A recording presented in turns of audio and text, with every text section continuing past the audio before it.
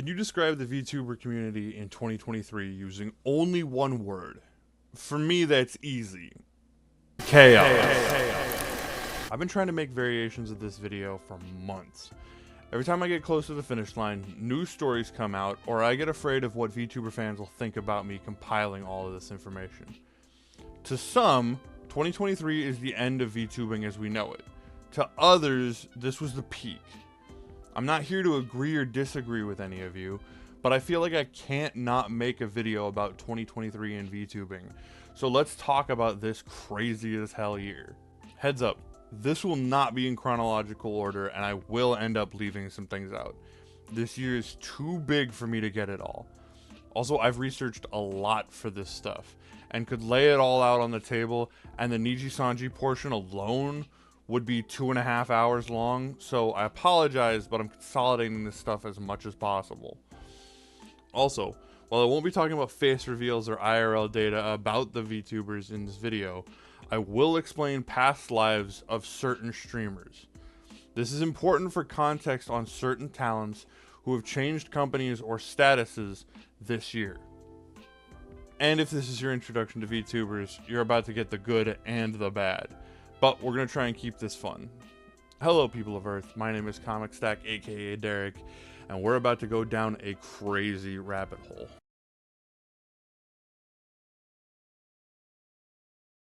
Oh man, this is mostly bad news. Are we having fun, kids? No? You want me to get into it? Fine. VNU gained 7 new VTubers over this year. Idol was completely transparent with the breakdown of income for their talents. Production Kawaii held a live 3D concert in LA and debuted 3 new members, but famously also lost all of their Gen 3 talents this year. Vom's project lost their biggest star, Pikami Amano. Kizna Ai made a poorly received anime and even more poorly received NFTs. We also had some he said she said bullshit with Taiyaki Studios and Lola Loading. First, she'd go to tell False ID and claim they didn't give her the model she wanted. Her fans would jump into her streams every 10 minutes and interrupt the flow of the stream. They wanted her to stream for hours on end. They'd dox her twice. They made her work in a mocap suit for a week in a studio with no AC. And she wasn't allowed to sit. Taiyaki would admit to doxing her. Only the hair on her model wasn't by design and instead purchased off booth. She ghosted her mods. They brought fans for her studio, but she was also allowed to stream from home instead. Some indie VTubers who knew her previous life of waifu baby would claim she was always a problem. They were annoyed by fans taking her side and forgetting about her past failures of running a poorly received talent show. Akio Air had a giant fall from grace that all started from them hiring a minor. Weirdly enough, that's not the biggest problem. After announcing that they'd hired a minor named Nofi, most of Akio Air's current and debuting talent would quit. Certain members would claim they didn't know Nofi was being hired and that they didn't feel comfortable with having her around since most of them were constantly making 18+ content. They also claimed they weren't paid consistently and were only paid when they would ask for money. Athy's artist alleged that they'd only been paid $50 to create Athy's model. Their CEO was allegedly playing games with potential talents as a way to get them to join the company. He would also allegedly bash other agencies while playing games. He also allegedly wouldn't respect boundaries and make jokes about his gender. When he offended Vixie, he allegedly had other talents and ChatGPT write an apology for him. He immediately made Mew talent manager, and this alienated her from the rest of her fellow talents. As he allegedly gave her preferential treatment, she'd feel worse off. Okay, I think that's it for Akio. Oh, wait! The CEO allegedly threatened Athy's real-world job, and that if she gave him $100,000, they might look the other way about her leaving. Honestly, this whole story allegedly involves a lot of things YouTube doesn't want me talking about. I would highly recommend you go look into this full story.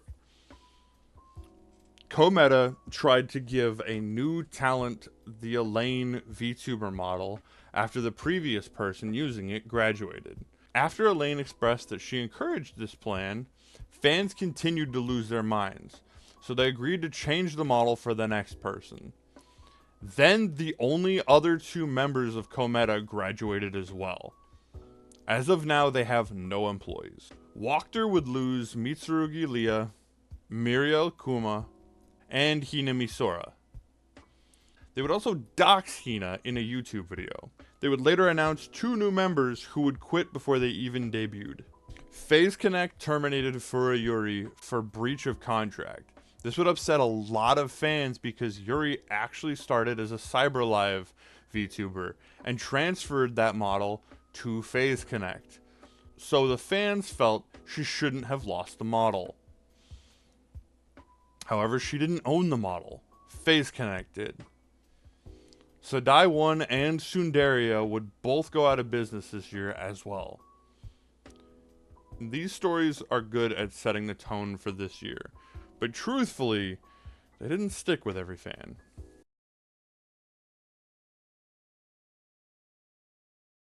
This is the agency with the least amount of drama in this video.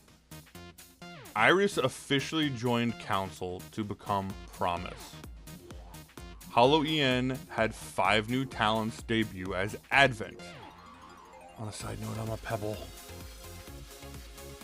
Hololive Device would debut as a new group seemingly focused on singing. Holo Stars would gain 4 new male talents with Tempest Vanguard. Yago would travel to Anime Expo. Callie would release an official song and music video for One Piece. And Myth would release a guidebook to help Japanese fans learn English. Omega would quietly be retired this year. Toysei would also have rumors of her being with another idol come up, only for her to turn those rumors into content. There were really only 3 or 4 things that drove people mad about Holo this year, and they're all the same thing. So in March, Hachima disappeared with her manager saying that she was in poor health. In July, it was announced that Magni Desmond and Noir Vesper would be on indefinite hiatus. And throughout the year, Gaogura would just disappear and reappear from time to time. All of these angered fans. They wanted answers, and more importantly, they demanded their Oshis to resume streaming for their own amusement. Well, Hachima would reveal that she stayed in a hospital after a concert. Magni and Vesper would graduate, and Gouda would say she was going to make it up to the fans, but so far she hasn't come back to her own channel. Only other people's channels. And sidebar, she doesn't have to either, guys. But let's be honest, you're not actually mad at Gura or anyone in Holo.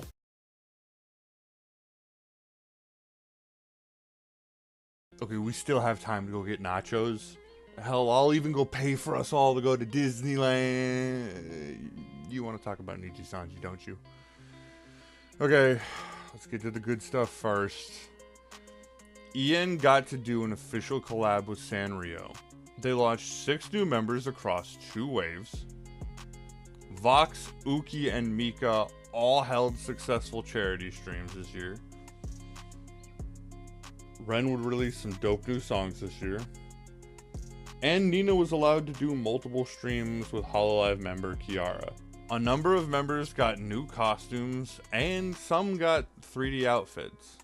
But this year has a lot of stories for Niji. A lot of stories. I'm not even going to get to them all. Ver got flamed for teaching Zion how to say your stepmom in Korean. Parent company Anycolor's case against Narukami Sabaki was thrown out. They tried to have both Kyo and False ID's channels taken down through copyright claims. And when a leak revealed all 4 members of Crisis, they called the 4th member a fake, which enraged fans. Zion Lanza was terminated this year. This helped kick off the people's distrust for Nijisanji in 2023. See, some fans wanted her gone after she made some SA jokes, but when she was terminated, not all fans were happy. They made a post listing off 12 reasons why she was fired, When she came back as an indie VTuber named Sayu Akami, she elaborated all 12 points. She told her side of the whole story and even took blame for some of those points. But she also pointed out that some of those reasons were not enough to require her being fired. A majority of fans took her side and let Nijisanji go from their lives. False ID also received a tip that Nijisanji VTubers allegedly only make between 1 and 3% on their merch sales, making fans incredibly wary over buying official merch. When the AR Live Colors concert was cancelled, 4 of the 5 members of Luxium made passive-aggressive comments implying that its closure had nothing to do with COVID-19. Hex encouraged trauma dumping as long as he got paid for it. He whipped out a dildo and implied that women cheating with women is okay, but not with men. Niji tried to sell the most basic design shirts on their expensive site for expensive shipping costs. It was revealed that they were keeping talents' play buttons, and Millie made a poorly received stream about fans making fun of them. Selene got an email live on stream that meant she had to rush out new rules on her stream for an art contest she was running to fans. She was candid, she was annoyed, and she was funding it by herself. No help from Niji. Then, months later, when it was revealed she could no longer host international tournaments anymore, she came with a very robotic, prepared statement that made some fans lose faith in their no-holds-bars, say what you want Oshi. Luca expressed annoyance with people who disparaged Nijisanji. Kyo addressed fans who bring his real-life world illness into their fanfics and tier lists. Fans also got mad at Claude for having the same Oshi mark as Magni Desmond. So let's talk about all the quits from Nijisanji this year, also known as graduations. Mysterious, my Oshi or favorite, Nina Kosaka, Taka Rajaman, Siska Leontine, Amasia Michela, Zia Cornelia, Azura Cecilia, Nara Haramwong, Reza Avaluna, Hiona Elatiora, Ashina Akane, Mirai Gundo, Mika Melatika, Zaya Ekavira, and Rixa Dehindra. It's seen by most fans that if this many people are quitting one company, it probably isn't worth working for. Sorry you disagree, Luca.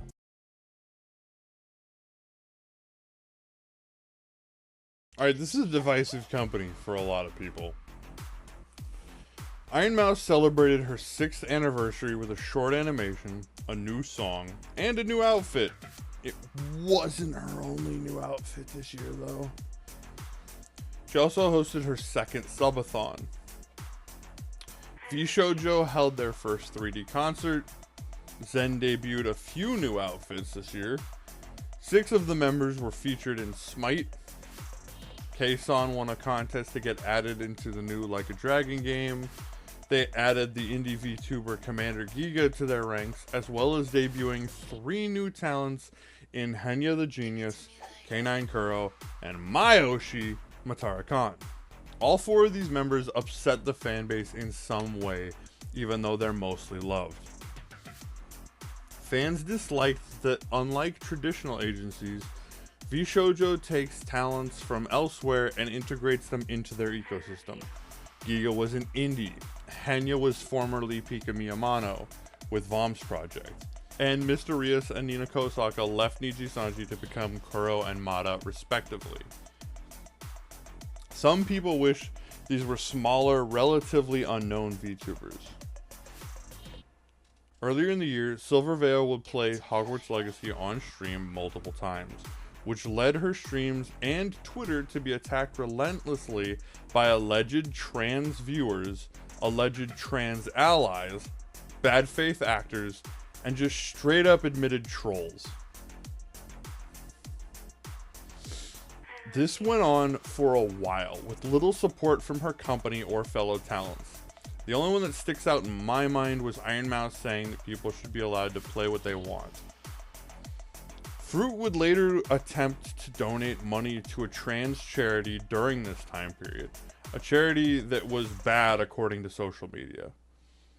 In April, Silvervale and Vebe would be announced to be leaving the company, with Neanners leaving just 5 days later.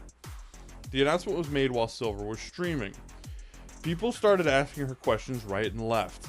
A lot of fans had assumed that she'd probably fallen out with Fruit after what she tried to do, and that Mouse was a close ally of Silver's. When asked if she was still friends with the girls of Vshojo, she'd say that she was still friends with the girls who were still friends with her. Later, when she was asked if she was still friends with Iron Mouse, she'd respond by asking, "What is a friend? Is it someone who doesn't talk to you for 7 months?" And later, when asked if she was still friends with Seadog VA, she'd say she wasn't her boyfriend, implying that she was someone else's boyfriend, presumably Mouse's. We'll never know what happens behind closed doors with our favorite VTubers, but maybe we should take a step back and watch from the bleachers and not worry about it. I say it's the guy making a video about VTuber drama.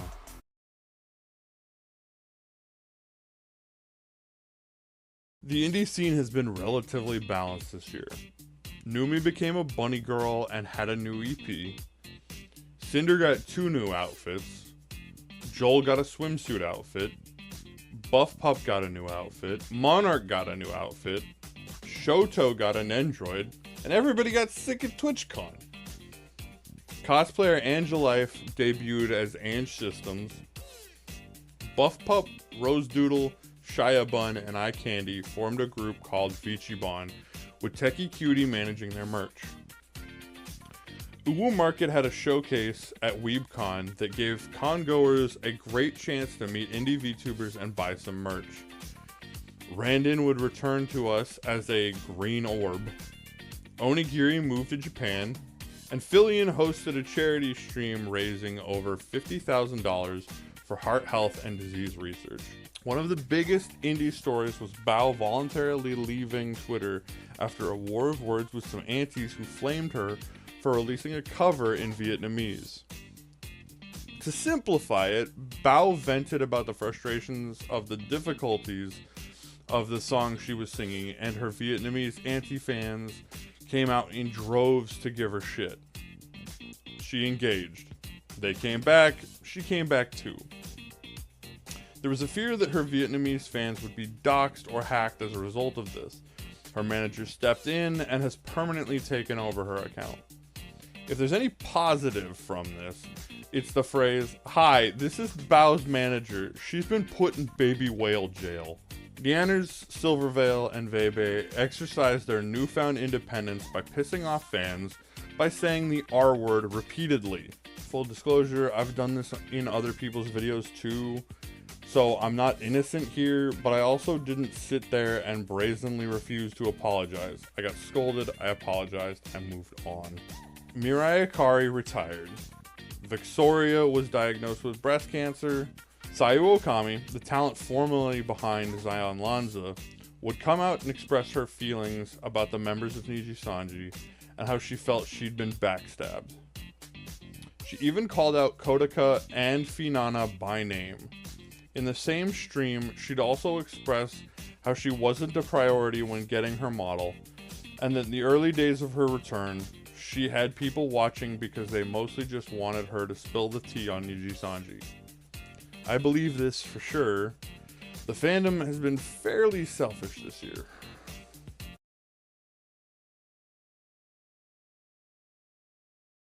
While we all gathered together to cheer on debuting VTubers this year, and for every new costume, we've been dicks to VTubers this year.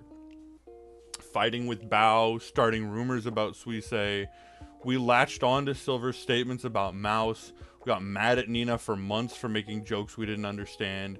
We attacked Silver for playing a wizard game. We disrespected Kyo. We disrespected Gouda. We disrespected Fruit. We came for Zion for something that she deserved to be suspended for, but not fucking fired.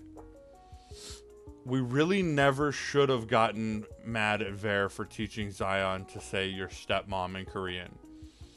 Hololive's fans have been on such a high horse this year because there isn't much drama that they've been drawing lines between themselves, Niji fans, and Vshojo fans. And Niji and Vshojo fans have been so damn defensive that they drew the same lines. It's like Kuro said, we're being drama Andes. We wanted to be mad and disrespectful and took it out on real people. We all, myself included, need to grow the fuck up and get the fuck over this.